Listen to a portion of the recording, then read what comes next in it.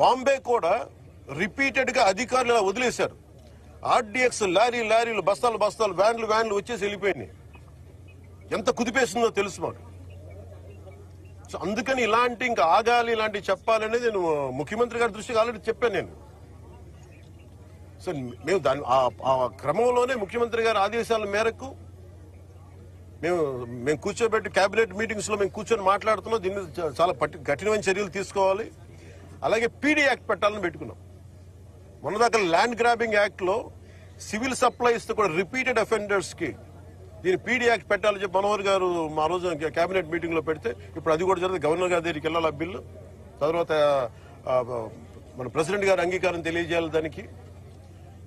ఈ లోపు అన్ని వచ్చిన తర్వాత చేద్దాం అనుకునే లోపు ఇప్పుడు చూస్తే ఇంత మొత్తంలో పట్టుబడ్డప్పుడు మాకు ఖచ్చితంగా దీన్ని ప్రజల దృష్టికి తీసుకెళ్లాలి దీన్ని. ఎందుకంటే ఒకవైపు ఫీజు రీఎంబర్స్మెంట్లకి డబ్బులు లేవు, పథకాలకి చేయడానికి కింద మీద పడుతున్నాం, రోడ్లు గుంతలు పూడ్చడానికి డబ్బులు లేవు. కానీ వీళ్ళ దగ్గర మటుకు 1000 కోట్లు ప్రభుత్వం కష్టంతో మీ అందరి ట్యాక్సులతోటి ప్రజలందరి ట్యాక్సులతోటి కొన్న డబ్బులు ఇచ్చిన ట్యాక్సులతోటి డబ్బులు తీసుకొని మనం బియ్యం కొంటే ఆ బియ్యం తీసుకెళ్లి రూపాయి పెట్టుబడి లేకుండా 1000 కోట్లు సంపాదిస్తా ఉన్నారు. There should be a major crack down on this.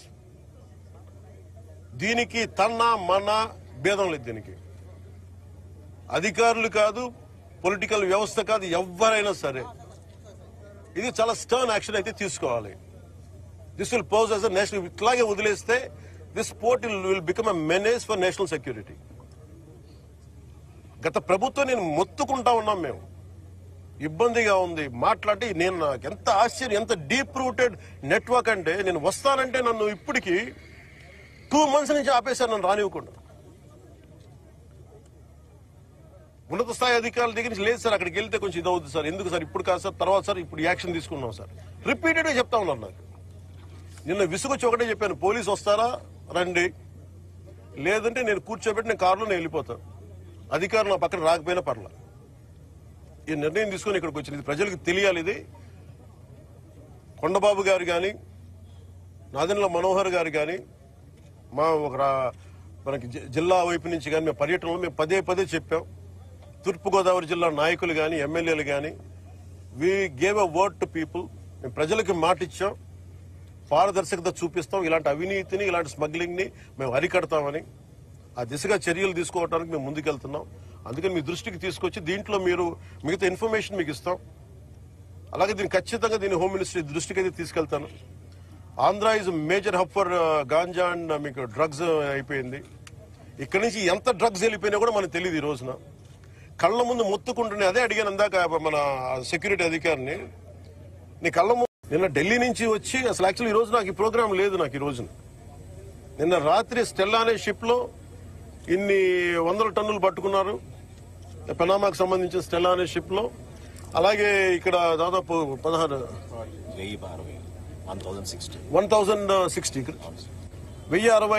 Metric టన్నులు ఇక్కడ పట్టుకున్నారు. ఇంత బలంగా సాక్ష్యాధారాలతో దొరికినప్పుడు దీన్ని ఎలా చేయాలని చూస్తే సమస్య ఎక్కడుంది అంటే ఇది చాలా డీప్ నెట్వర్క్. ఇది నేను వస్తాను అంటే నిన్న రాత్రి కూడా నాకు చాలా మంది ఫోన్లు చేసి మెసేజ్లు ఏం పెడతారు, మీరు రావద్దు సార్ ఇక్కడికి అంటారు. మీరు ఎందుకు రాకూడదంటే ఒక 10,000 మంది జీవితాలు అతలాకుతలం అయిపోతాయని. పోర్ట్ అనేది it is meant for exports. Kakinada port కానీ ఏ పోర్ట్ అయినా కానీ అనుమతి ఇచ్చింది ఎక్స్పోర్ట్ కి, అంతేగాని స్మగ్లింగ్ కాదు. స్మగ్లింగ్ మీద చేసే విధానంలో కూర్చోబెట్టి దానికి పర్మిషన్, దానికి లైసెన్స్ ఇవ్వాల. లీగల్ గా ఎక్స్పోర్ట్ కి మాత్రమే ఇక్కడ పర్మిషన్ ఇచ్చారు దీనికి. కానీ వస్తే 10,000 మంది జీవితాలు అతలాకుతలం అయిపోతాయంటే నాకు ఒకటే అనిపించింది. ఇందాక లోపలికి వెళ్ళి కూర్చుంటే నన్ను ఎంత సహకారం లేదంటే నాకే, as a deputy chief minister of Andhra Pradesh నాకే సహకరించాల. ఇక్కడున్న ఈ ఏమో పోర్ట్ అధికారులు, షిప్ అక్కడ స్టెల్లా అనే షిప్ ఉంది, పైకి ఎక్కాలి. దాన్ని ఒక దాదాపు 6 కంపార్ట్మెంట్స్ లో దాన్ని ఏముంటుందని 6 కంపార్ట్మెంట్స్ 3 కంపార్ట్మెంట్స్ ఇది ఉంది. దాన్ని సీజ్ చేసి అక్కడ ఆఫ్ చేసాం. లోపలికి వెళ్ళి చెక్ చేద్దామంటే ఈ అనుకూలంగా లేదు మీకు పైకి ఎక్కడానికి అని చెప్పి అక్కడే తిప్పుతున్నాను నన్ను. ఇంత ఆబ్వియస్ గా నాలాంటి వాడికి ఇంత ఆబ్వియస్ గా అందరూ చూస్తుండగా అంటే దీని వెనక ఎంత డీప్ రూటెడ్ నెట్వర్క్ పనిచేస్తాం మీ అందరికీ అర్థం. కొండబాబు గారు కూడా అది చెప్తాను. చూడండి సార్.